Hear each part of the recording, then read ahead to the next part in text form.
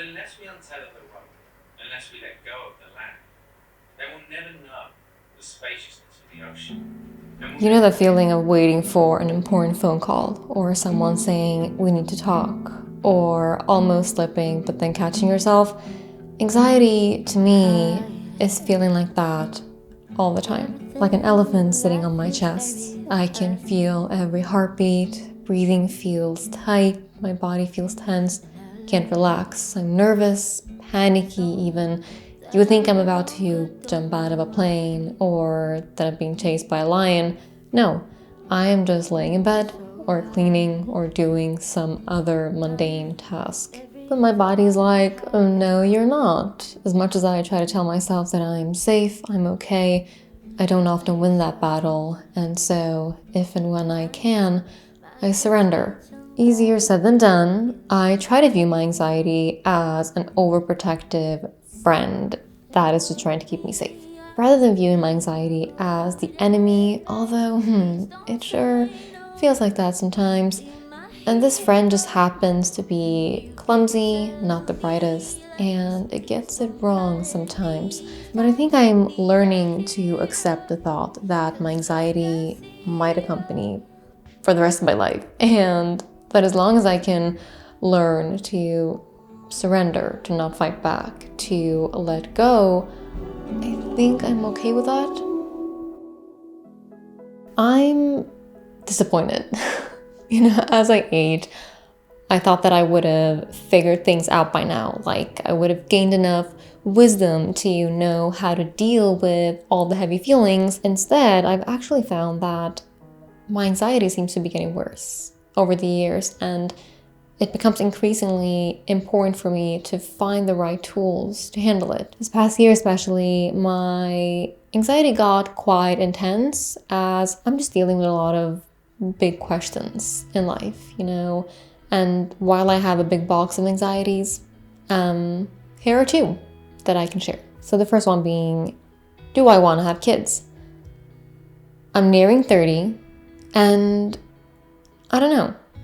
On some days, it's a hell yes, and on some days, it's a hell no. And if I'm very lucky, this video will reach tons of parents, as well as people who decided not to have kids. And hopefully you're willing to share just your experiences in the comments. If you had kids, are you glad you had them? Be honest, you are anonymous here. And if you did not have them, are you glad that you didn't? Another thing that I am pondering is my career, I guess you could say. So I'm currently working with my social media accounts full-time, mainly YouTube, and it's the most fulfilling thing that I have ever done. But I also wonder, what's next for me?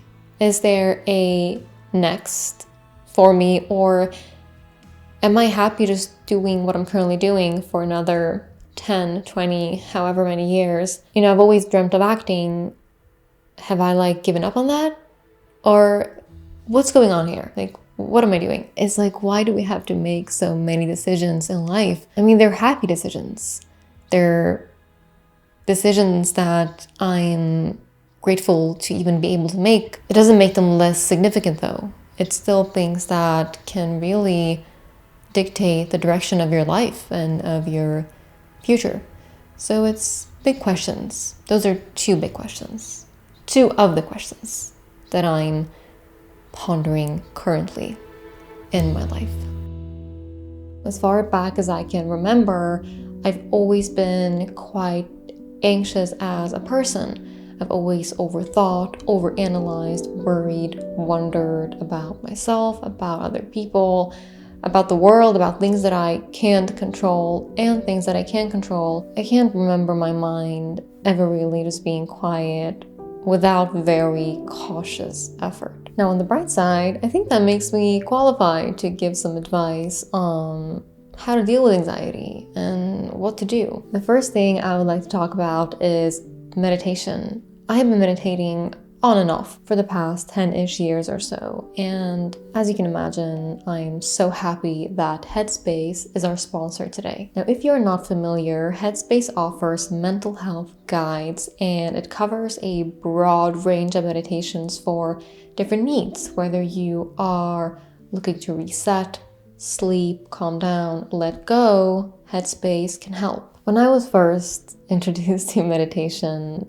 many moons ago, I was very skeptical. It just sounded very woo-woo to me, and I'm just not a woo-woo type of person. Thankfully, I had a couple people and also did a lot of research in my circle who swore by meditation. They said that it transformed their lives in ways that they could not have imagined, and they insisted I give it more than one try. And so I did. And almost 10 years later, I still practice it. One of the first things I learned was that meditation did not have to be this big, intimidating commitment. You could do it anywhere, in the bathroom at work, or on the subway, or in bed before my morning coffee. It can be as short as a minute. Today I did 5 minutes, and those 5 minutes are enough for me to bring me back to center, to reset. It's like that fresh start feeling that I love so much. It's hard to say exactly how meditation has helped me, but I do know that I have become less emotionally reactive, more present, and overall just a more pleasant person to be around, and more importantly, a more pleasant person to live inside of, because I have learned to find that calm center within. If you want to see how Headspace might be helpful for you, you can try it out completely for free for 60 days. All you have to do is sign up using my link in the description box, or you can scan the QR code on screen, and let me know in the comments what you do for your mental health on a daily basis, and let's just give each other some advice. Another thing that I like doing when I'm feeling anxious is reading fiction. I don't know, sometimes reading about my problems and worries, like basically reading self-help books and such, can make things feel worse for me. Sometimes I don't actually want to think or to learn or to reflect on my behavior or on my thoughts. Sometimes I just want to escape, dive into a different world, get into the mind of someone else, a fictional character, rather than digging deep into my own mind. And I also like having at least 2 books that I'm rotating. I basically have that at all times, because even with fiction, sometimes it can get quite overwhelming, you can get very emotionally invested, and so I like to switch to something a bit more lighthearted. And that switch can also be something that is nonfiction. So currently I'm reading On Human Bondage,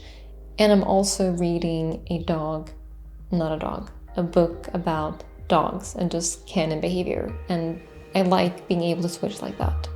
Finding a daily activity where you have no option but to be present. For me, that is hands down hanging out with my dog, with Fred. Now, I'm not saying, go run and get a dog, not at all. But to have a routine, something that you do every day where you are fully present and focused on what you're doing. So when I'm outside with Fred, it's a full focus thing. I don't listen to music, I don't listen to a podcast or anything like that. I'm not on my phone, I'm just with him, making sure he does not eat anything inappropriate off the ground, make sure another dog doesn't try to annoy him, attack him, whatever. I'm fully there. And sometimes he will randomly stop, and so I stop. And he will smell something, and I'll go and see what he's smelling. And sometimes it's a flower or an insect, and we just discover things together. I don't know, honestly, Fred has taught me so much about living in the present moment. Carefully curating my digital environment, I have become increasingly aware of how the things that I consume affect me, affect my brain, affect my mental state. For example, about a year ago, I unfollowed everyone on Instagram. I just did not like what I was being exposed to every day. And it was not like I wanted to stop using Instagram because, occasionally I would come across something that I enjoyed, but it was too much noise. And so I unfollowed everyone, I let it be that way for a few months, and then I started refollowing people. And sure, some accounts are simply people that I follow because we're like friends or acquaintances, but the majority of the accounts that I follow now are just accounts or people who do things and post things that I think are cool, inspirational, aspirational, and I can actually share some of my favorite accounts on screen here for you to check out. And so nowadays when I open up Instagram, it's more like a daily magazine that I have picked myself rather than a bunch of things that I don't even really want to see. And now when I say my digital environment, I also mean the media that I consume. So for example, I pretty rarely listen to music that is super vulgar or that to me comes across as, shallow, for lack of a better word. I'm just very impacted by music, by the tones, by the words that are being sung. And so I like listening to things that make me feel good. Sometimes I'll just listen to melodies or jazz or bird sounds. Like I'll just write into Spotify or even like Epidemic Sound, nature noises, nature sounds, and things like that, and like have it on in the background while I'm doing work or cleaning or whatever. Beautifying my physical environment. Beautiful things make me happy and less stressed. I love aesthetic experiences, like a movie that is beautifully made, a wedding with impeccable attention to detail, an art show, nature, old architecture, a transcendent piece of music, a home with a natural, neutral color palette that is easy on the eyes. So as you probably know, especially if you follow me on Instagram, I have been renovating my new place for many months now, and it's finally come together. I've just started decorating, and it's so important to me that my home is a pleasant place to be in. It's like one of my biggest dreams, honestly. And yes, I am a boring beige person who, as much as I can enjoy, colorful spaces for a very limited time, it easily gets overwhelming, and so that's not how I have chosen my own place to be. The point being, I feel more peaceful and at calm when I surround myself with beautiful things and things with meaning too. That's why, I pretty much always wear the same jewelry because it's beautiful, in my opinion, and it has a personal meaning to me. And so I pretty rarely buy new jewelry, and if I do, I want it to be, something special and meaningful and all of that. It's also one of the reasons why I choose to live in the city of Stockholm. It's one of the few places in Stockholm that has so many beautiful old buildings. And I just cannot stand modern architecture for the most part, especially what's being built in the cities. I cannot. It's like one of my sorrows in life when I walk by a neighborhood and it's all just like mass-produced boxes that human beings are supposed to live in. And it just feels so unnatural to us.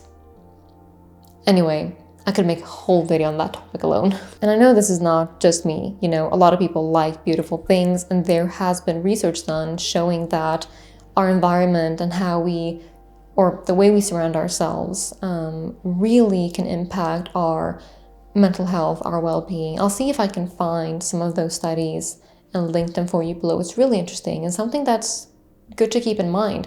Sometimes one of the reasons, at least, that we're not feeling very well could very well be because we are surrounding ourselves with things or in a place, in a city, in a home that just isn't filling that need that we have for beauty. So think of it, look into it. I will link some of what I find in the description box.